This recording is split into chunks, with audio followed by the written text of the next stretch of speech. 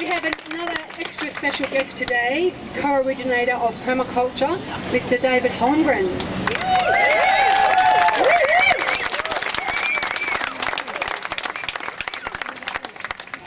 Thanks. It's a long time since I've spoken at a demo.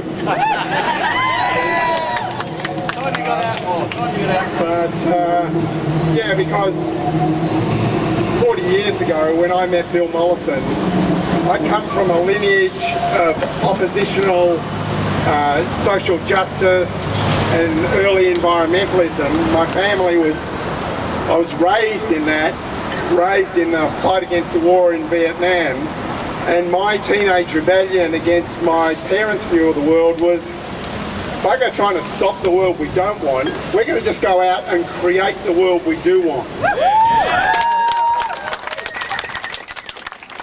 I met Mollison at that time, and after 5 years of oppositional environmental activism, he was at the same place.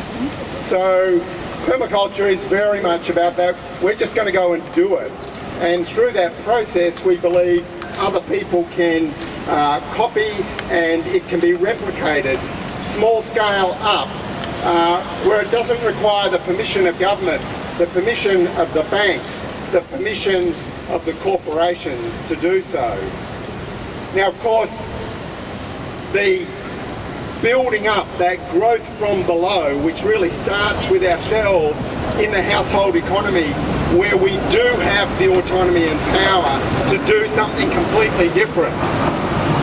The natural success pathway is when we get good at something, we do it for other people. It's the natural, organic process of enterprise development, rather than some bullshit about research the market, oh yeah, we'll make that to provide that. Provide it for yourself. As you get good and passionate at that, provide it for other people. But we now know there's these huge gateways that are blocked, where you have to step up this massive threshold, go through all the regulations, get the funding from the banks to get large enough scale to be legal, let alone be economically viable. And the pioneers of the parallel food economy that are being hit are people who've made that transition through that space and are in that dangerous and difficult space where they start to become identified as a threat to the larger centralised, monopolised food system.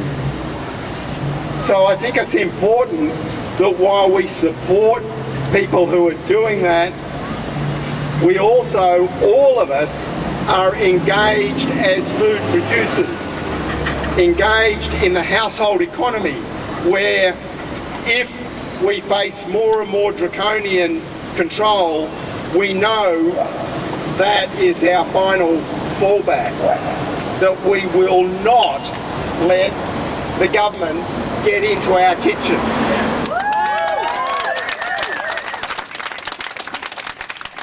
So sometimes people think that, well, isn't there a conflict, a competition between if we produce food at home and all of these small producers who are getting out there doing this pioneering stuff, rebuilding the appropriate monetary local economies, isn't that taking away from their market?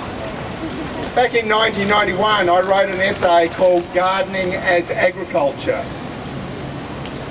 arguing that food production at home in the household economy should be considered as a serious form of agriculture. Everywhere in the world, it's actually been the basis of any larger scale agriculture. And the natural thing is to say, well, yeah, isn't that sort of competition for all the great small scale organic stuff that's happening? But what we've found over the years is that people who grow some of their own food understand what a special thing it is to be a commercial producer and are prepared to reward farmers at farmers markets, organic producers, and pay a bit more for that care and attention and stewardship of the earth, because we've had a go at doing it in the backyard and we know it's not that simple. rather than the spoiled brats going to Coles and wanting it cheaper and cheaper and cheaper and contributing to Coles further strangling the producers.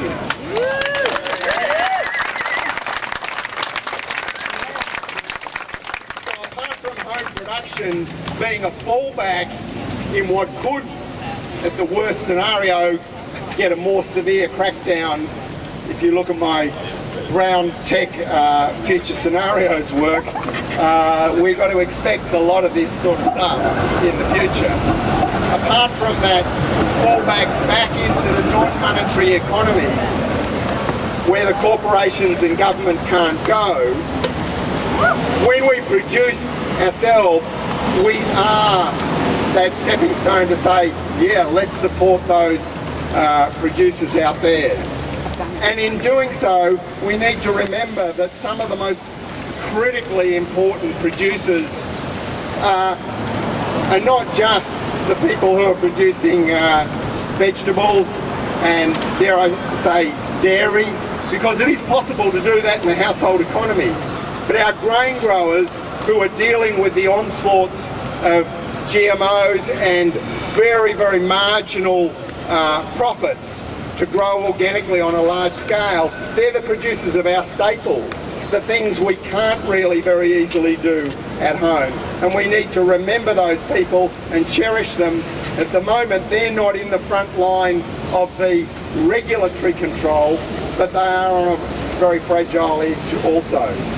So that solidarity across that divide of the household and community economies and the small-scale monetary economies is that solidarity we've got to hold. Thank you.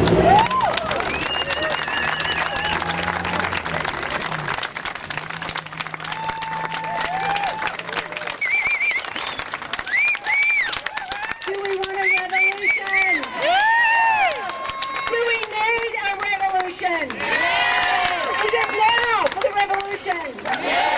The food revolution. The politicians are going to have to follow us because they're not listening to us. They're going to have to follow us. We are leading this grassroots movement and they're going to have to follow us.